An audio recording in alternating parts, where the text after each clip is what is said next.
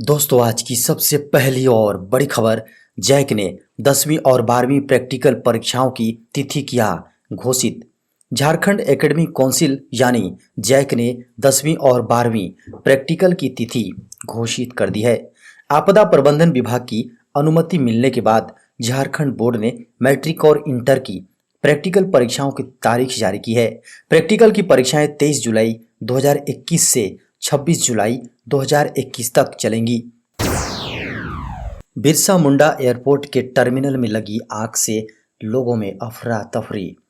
दोस्तों बिरसा मुंडा एयरपोर्ट की पुराने टर्मिनल बिल्डिंग में बृहस्पतिवार को आग लग गई। इसके कारण पुराने टर्मिनल के एयरपोर्ट ऑफिस में अफरा तफरी का माहौल बन गया। आग के कारण धुआं निकलने लगा। सभी कर्मी टर्मिनल से बाहर निकल आए। आग लगी से एयरपोर्ट डीसी का चेंबर जलकर खाक हो गया। घटना के बाद एयरपोर्ट पर मौजूद अग्निशमन की टीम एवं सुरक्षा कर्मियों की मदद से किसी तरह आग पर काबू पाया गया। इसके थोड़ी देर बाद अग्निशमन की टीम पहुंची और स्थिति को पूरी तरह से नियंत्रण में कर लिया। सितंबर से चालू होगा देवघर हवाई अड्डा, 85% काम पूरा। देवघर हवाई अड्डे के सितंबर से चालू होने की उम्मीद जताई जा रही है। देवघर हवाई अड्डे का 85% काम पूरा हो गया है। अगस्त तक काम पूरा हो जाने की पूरी संभावना है। एक बार पूरा होने के बाद रांची के बाद झारखंड में ये दूसरा हवाई अड्डा होगा। इससे पर्यटन को बढ़ावा मिलेगा, साथ ही क्षेत्रीय संपर्क को नई ऊंचाई देगा। आपको बता दें कि काम पूरा होने के बाद air Asia, Indigo, SpiceJet airlines सेवाएं देने को तैयार हैं। झारखंड के सभी विभागों से कार्मिक विभाग ने मांगी खाली पदों की जानकारी। कार्मिक प्रशासनिक सुधार और राजभाषा विभाग ने सभी विभागों के संवर्ग क, ख, ग और घ श्रेणियों से संबंधित सभी प्रकार की रिक्तियों का संपूर्ण ब्यौरा मांगा है। सभी विभागों के विभागाध्यक्षों द्वारा कार्मिक विभाग को इस बाबत ब्यौरा उपलब्ध कराने की दिशा में कार्य शुरू कर दिया गया है। खबरों के अनुसार रिक्त पदों का ब्यौरा कुछ विभागों ने भेज दिया है, वहीं कई विभागों द्वारा इसे लेकर प्रतिवेदन तैयार किया जा रहा है। संभावना जताई जा रही है कि इस महीने के अंत तक सभी विभागों का ब्यौरा कार्मिक के पास उपलब्ध हो जाएगा। झारखंड के ज्यादातर जिलों में कम बारिश ने बढ़ाई किसानों की चिंता। झारखंड के ज्यादातर जिलों में औसत से कम बारिश ने किसानों की चिंता बढ़ा दी है। मौसम विभाग द्वारा जारी आंकड़े के अनुसार 1 जून से 21 जुलाई तक झारखंड के 24 में से 11 जिलों में सामान्य बारिश हुई है, जबकि शेष सभी 13 जिलों में औसत से कम बारिश हुई है। जुलाई में पूरे झारखंड में 421.2 मिलीमीटर बारिश होनी चाहिए थी, लेकिन अब तक 403.3 मिलीमीटर ही बारिश हो पाई है। बारिश के मामले में सबसे खराब स्थिति चतरा, खूंटी, पाकुड़, सरायकेला, खरसावां, सिमडेगा व पश्चिम सिंहभूम जिले में 30% से भी कम बारिश हुई है। दोस्तों जमशेदपुर से बड़ी खबर सामने आ रही है। यहाँ बिना कोरोना के मिला ब्लैक फंगस का मरीज। जी हाँ, जमशेदपुर के सदर हॉस्पिटल में बुधवार शाम जिले का 9वां ब्लैक फंगस का मरीज मिला है, जिसकी उम्र 40 वर्ष है। ब्लैक फंगस उसकी आंख को प्रभावित किए बिना उसके ब्रेन को प्रभावित किया है, जिससे उसकी स्थिति गंभीर बनी हुई है। मरीज की स्थिति को देखते हुए उसे रिम्स रेफर किया गया है। झारखंड में पिछले 24 घंटे के दौरान मिले 46 पॉजिटिव मरीज, सबसे ज्यादा रांची से। पिछले 24 घंटे के दौरान झारखंड के विभिन्न हिस्सों में 46 नए पॉजिटिव मरीज की पहचान की गई है। इनमें से सबसे ज्यादा रांची से 10 मरीज मिले हैं। अब झारखंड में 315 एक्टिव मामले बचे हैं। अब तक झारखंड में 3,46,778 पॉजिटिव मरीजों की पहचान हो चुकी है। इनमें से 3,41,336 लोग कोरोना को मात दे चुके हैं। झारखंड में गुरुवार से शनिवार तक कुछ जगहों पर बारिश का अनुमान। मौसम विज्ञान केंद्र के अनुसार गुरुवार से शनिवार तक झारखंड में कुछ इलाकों पर हल्की से मध्यम दर्जे की बारिश की संभावना है। रांची समेत झारखंड के 13 जिलों खूंटी, पूर्वी सिंहभूम, रामगढ़, हजारीबाग, बोकारो, देवघर, धनबाद, दुमका, गिरिडीह, गोड्डा, पाकुड़ और साहिबगंज में भारी बारिश की भविष्यवाणी करते हुए चेतावनी दी गई है। खबरों में इस दौरान वज्रपात का भी खतरा बताया गया है। येलो अलर्ट जारी करते हुए विभाग ने कहा है कि अगले कुछ दिनों तक मौसम ऐसा ही रह सकता है। झारखंड के स्वास्थ्य मंत्री श्री बन्ना गुप्ता ने कहा, ऑक्सीजन की कमी से हुई मौत के लिए केंद्र सरकार जिम्मेदार। दोस्तों, झारखंड के स्वास्थ्य मंत्री श्री बन्ना गुप्ता ने कहा है कि ऑक्सीजन की कमी से हुई मौत की जिम्मेदार केंद्र सरकार है।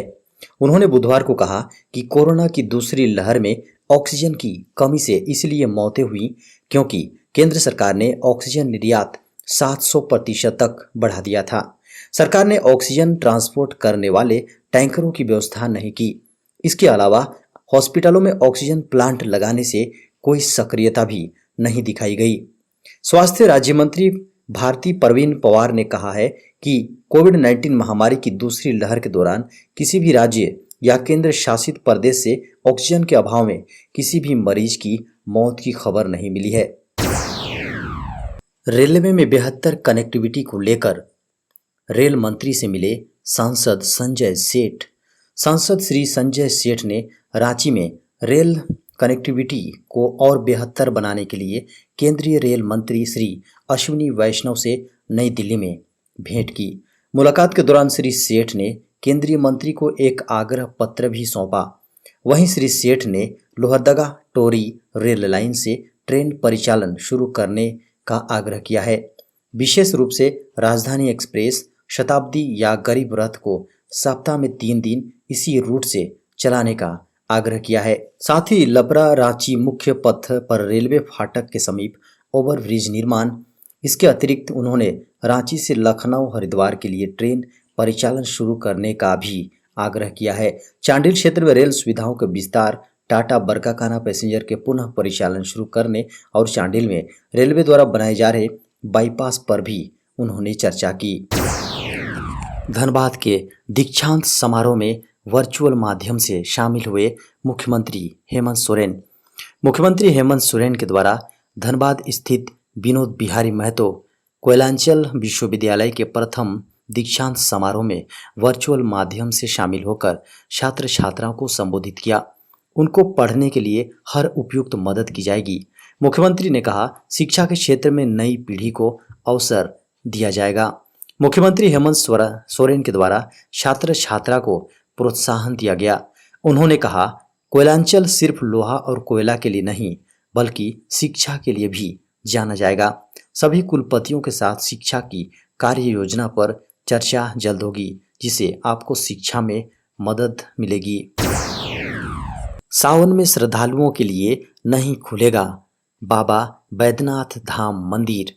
झारखंड के देवघर में इस बार राजकीय श्रावणी मेला के दौरान श्रद्धालुओं के लिए विश्व प्रसिद्ध बाबा बैद्यनाथ धाम मंदिर नहीं खोलने का फैसला लिया गया है। जिला प्रशासन द्वारा सुबह और संध्या आरती का श्रद्धालुओं के लिए ऑनलाइन दर्शन कराने की व्यवस्था की जा रही है। देवघर के उपायुक्त मंजूनाथ भजंत्री के अनुसार बाबा बैद्यनाथ के भक्तों के लिए ऑनलाइन पूजा की जगह ऑनलाइन दर्शन की व्यवस्था की जाएगी। कोरोना संक्रमण की रोकथाम और श्रद्धालुओं की स्वास्थ्य सुरक्षा को ध्यान में रखते हुए श्रावणी मेले के आयोजन को इस साल भी स्थगित रखा गया है। देवघर के उपायुक्त मंजूनाथ भजंत्री ने कहा कि ऐसे में श्रद्धालुओं की आस्था और सुविधा को देखते हुए श्रावण मास में ऑनलाइन वर्चुअल दर्शन की व्यवस्था की जा रही है। इससे पहले ऑनलाइन पूजा और दर्शन की व्यवस्था करने पर विचार किया जा रहा था, लेकिन स्थानीय पुरोहित समाज द्वारा इसका विरोध किए जाने पर ऑनलाइन पूजा का निर्णय वापस ले लिया गया है। सरकार ने दी स्टील उद्योग को तोहफा, विशिष्ट इस्पात उत्पादों के लिए पीएलआई स्कीम को दी मंजूरी। केंद्रीय मंत्रिमंडल ने गुरुवार को विशेष प्रकार के इस्पात के लिए 6,322 करोड़ रुपए की उत्पादन आधारित प्रोत्साहन यानी पीएलआई योजना को मंजूरी दे दी है। इस पहल का मकसद घरेलू विनिर्माण को बढ़ावा और इस्पात क्षेत्र से निर्यात को गति देना है।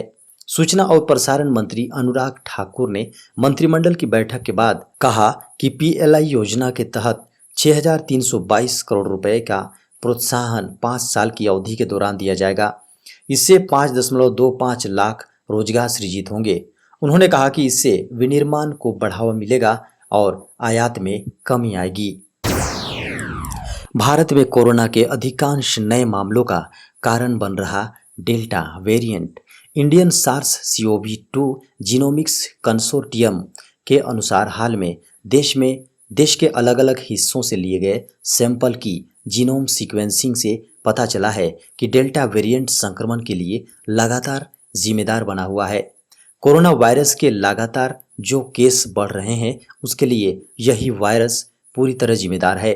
हालांकि शोध में इस बात का भी खुलासा हुआ है कि वैक्सीनेशन कोरोना वायरस के खिलाफ उच्च स्तर की सुरक्षा प्रदान कर रहा है। भारतीय आयुर्विज्ञान संस्थान परिषद यानी ICMR के एक नए अध्ययन में पता चला है कि टीकाकरण के बावजूद इस संक्रमण की चपेट में आने वाले अधिकतर मामलों में संक्रमण का कारण कोरोना का डेल्टा वेरिएंट ही है। हालांकि ऐसे मामलों में से मात्र 9.8% लोगों को ही अस्पताल में भर्ती होने की जरूरत पड़ी। इसके अलावा ऐसे लोगों में मृत्यु दर भी 0.4% रही। घाटे से उबरने के लिए JBNL को मिलेगी आर्थिक सहयोग। JBNL को लगातार हो रही घाटा से उबारने के लिए केंद्र सरकार आर्थिक सहयोग देगा। साथ ही देश के अन्य बिजली कंपनियों को भी केंद्र सरकार आर्थिक सहायता देकर फिर से सशक्त करेगी, मगर यह सहायता उनके लिए अंतिम होगी। इस सहायता को पाने के लिए बिजली कंपनियों को अपने घाटे को कम करने की कार्य योजना तैयार करनी होगी। उदय योजना के बाद एक बार फिर केंद्र सरकार ने बिजली कंपनियों को सहायता देकर उसके घाटे को कम करने, उसे सशक्त बनाने का काम करेगी।